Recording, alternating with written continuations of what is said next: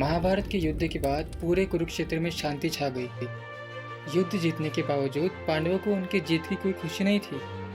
पांडव कुरुक्षेत्र में खड़े थे।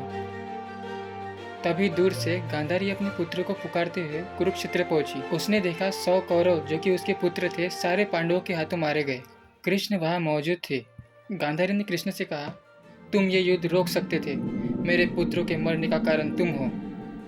इस गुस्से के चलते गांधारी ने कृष्ण को श्राप दे दिया। उसने कहा, अगले 36 साल में तुम मर जाओगे, पूरी द्वारका पानी में डूब जाएगी। और जैसे तुमने मेरे पुत्रों को एक दूसरे को मारने के लिए विवश कर दिया, वैसे तुम सब यादव एक दूसरे को मार देंगे।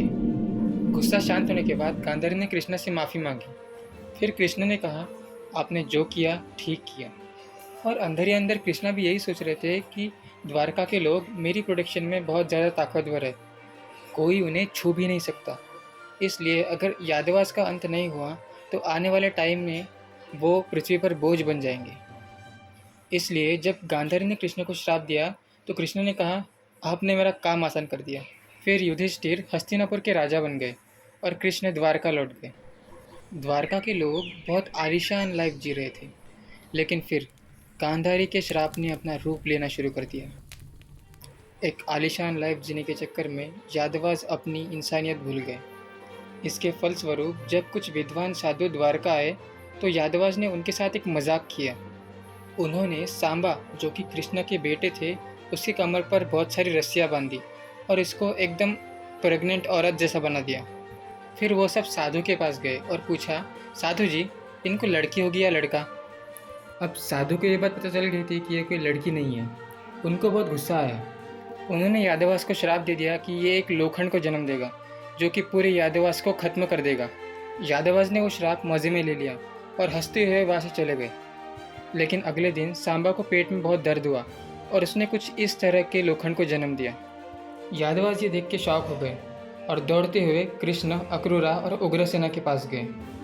यादवास ने पूरी कहानी उन तीनों को बताई। अक्रूरा ने यादवास को ऑर्डर दिया कि लोखंड को पीस कर उसका पाउडर बनाओ और समुद्र में बहा दो।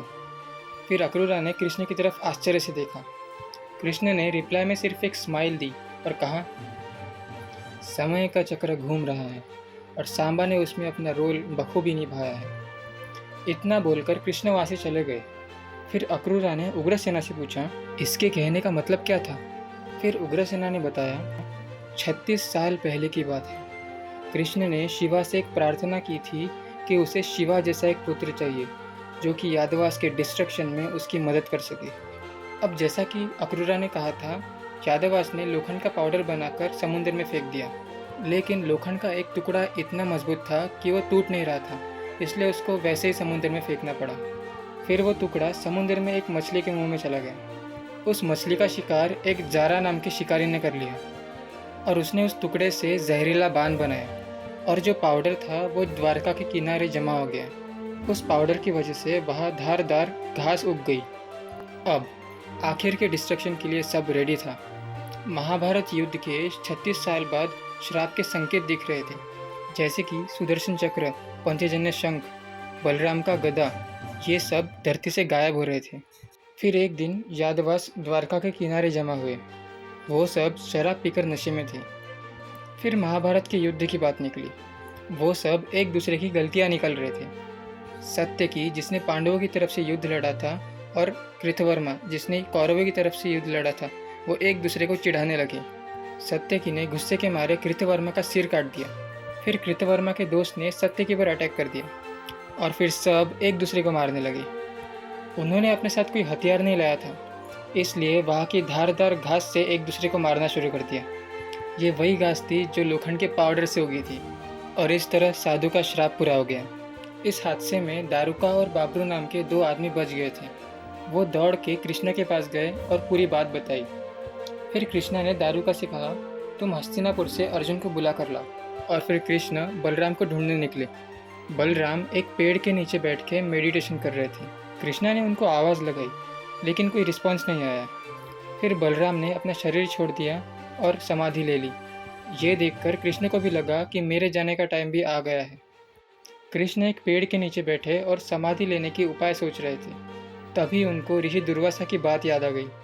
एक बार दुर्वासा ने कृष्ण से कहा था कि मेरे पूरे शरीर पर पयसम लगा दो, तो उन्होंने जैसा कहा कृष्ण ने वैसा किया। लेकिन कृष्ण उनके पैरों पर पयसम नहीं लगा पाए क्योंकि उनके पैर जमीन पर थे। अब ये ऋषि दुर्वासा को दिख गया। उन्होंने कहा, तुम्हारी मृत्यु तुम्हारे पैरों में है।